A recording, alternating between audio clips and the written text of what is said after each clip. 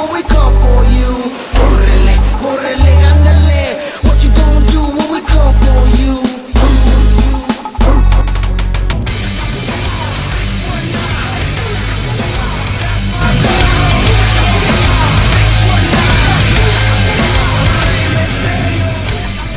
What's up?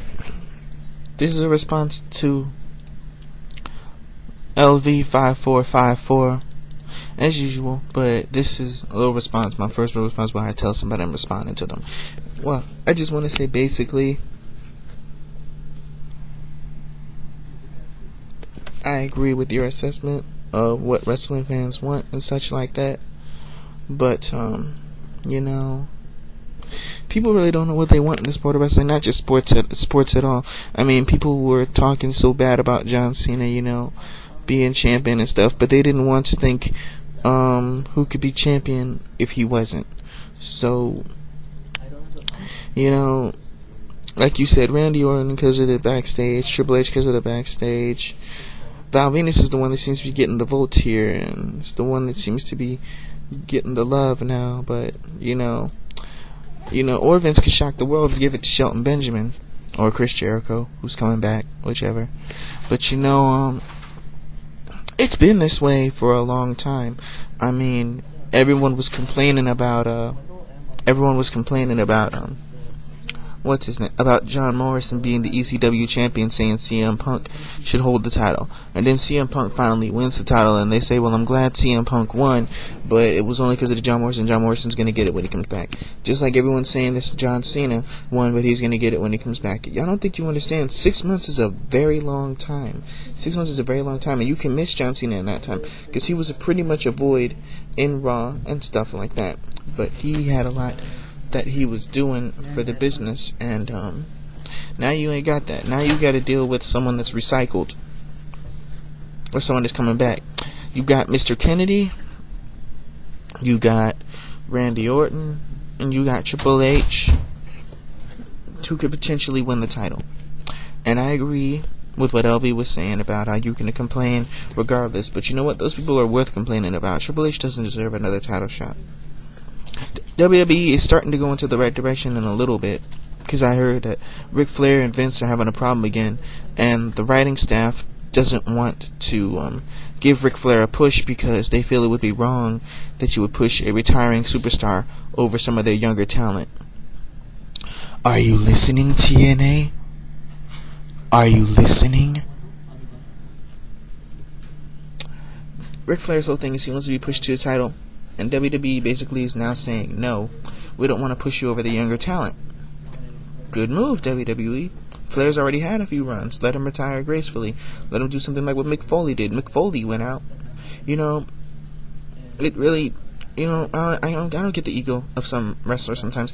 And Triple H, you had DX with Shawn Michaels. You had, you know, potential to let a lot of young talent in to your organization, like Kendrick, like London, and things like that. And you could push them to the moon, you know.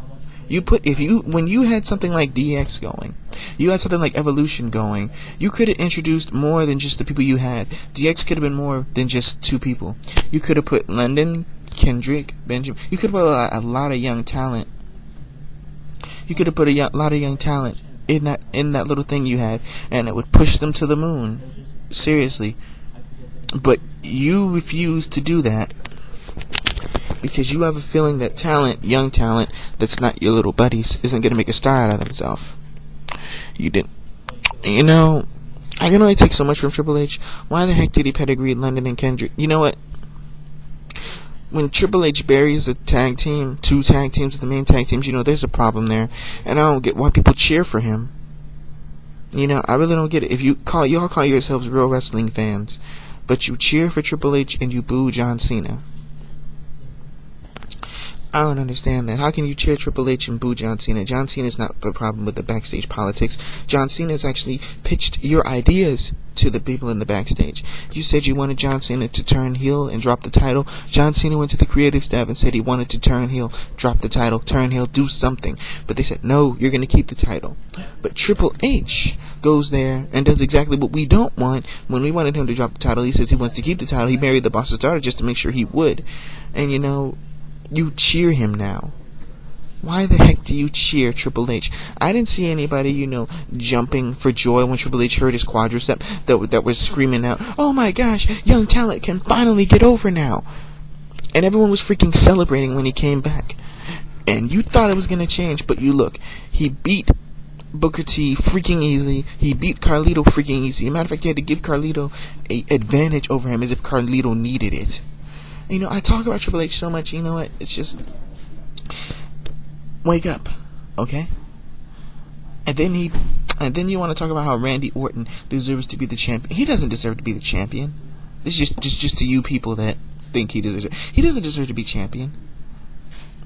You know why? Because Randy Orton's a double standard, and he gets away with anything he wants to do. He got to no-show at the events because he had a wedding and such, and they wanted to give him a few weeks off. Can you name me any other WWE superstar that's not a veteran with that benefit, where they can just no-show at an event and still stay part of the storyline because they had a wedding? Most wrestlers have to wait till they're off to go to weddings. Most of them have to take their wives on the road with them. Look at King Booker Sharma. They had to do that. Randy Orton, on the other hand, is complete crap backstage. But he gets all the time off he wants because of a wedding and such and that. Doesn't even have to truly appear to hype the event when you're billed to show up. Meanwhile, if Ultimate Warrior needs to take some time off because of the death of his father, Vince doesn't let that happen and he fires him. So, double standards here, people. Gotta see him coming.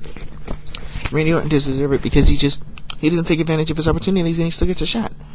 You got people like Shelton Benjamin, who should be pushed to the moon right now, who's improved his attitude backstage.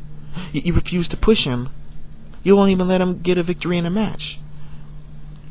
In an intergender match, you have the other person win. Not him. He don't do anything. He just comes out and does whatever. Why are you burying Shelton Benjamin when he's your biggest talent right now? You really want to shock the world? Give Shelton Benjamin the heavyweight title. If you really want to shock the world. Or give Val Venus the title. It doesn't matter. Anybody but Orton, Triple H, or Kennedy get that title, I'll be impressed. And I won't complain or nothing like that. I'll complain that the other two people get it, but I'm not really going to complain because, I see it coming. WWE gives the title to anyone other than Orton, or Triple H, or Kennedy, or Jericho, who's just coming in now. I will not complain. I want to see the WWE give the belt to someone who's really worked hard in the company to get it. Not somebody that has backstage politics. Not somebody that's just coming in so they want to make a big deal out of it. Not somebody that doesn't take advantage of their opportunities yet still gets a push. I want to see somebody that's been working their butt off in that company. That's been from the bottom to the top. Someone like Mick Foley, who's been from the bottom of the top of the company. And I'm not comparing Mick Foley to Val Venus by any standards. But Mick Foley, he worked from the bottom of the organization to the top. To the bottom to the top. And Val Venus has worked from the bottom to the top, to the bottom to the top. He's been with the company through everything. You can tell, I don't know, just about anyone that really deserves that title shot more than he does. That deserves to hold that title, even if it's just for a freaking month. He deserves to have that title. And I'm not the only one that feels this way. Otherwise he wouldn't be winning by such a landslide on the online polls. You know what? You give the title to someone who deserves it. And like I agree, at ECW, now I guess they're going to make CM Punk the new John Cena. It's going to overcome the odds. I think WWE really needs to realize that monsters don't really make wrestling. Good wrestling makes wrestling. I can get enough of the overcoming the odds bullcrap, but, I'm tired of seeing this monster show up that the face has to face. Why couldn't he just face Tommy Dreamer in an Extreme Rules match at the pay-per-view? That's good enough. I don't want to have to see CM Punk overcoming the odds and blah, blah, blah, blah. That's why I hope you look at your other poll where it says, should Big Daddy V be the champion? And I answered no. And about 75% of people took that online poll. Millions said no. They don't want Big Daddy V to be the number one contender. They say Tommy Dreamer deserves it. So WWE, you better listen. Or you're going to lose some more fans. What did I tell you? When you got the cards in your hand, you better play the right ones or you're just going to be another joker. Your only advantage to being a joker is there is no ace right now. And that's all I got to say to y'all.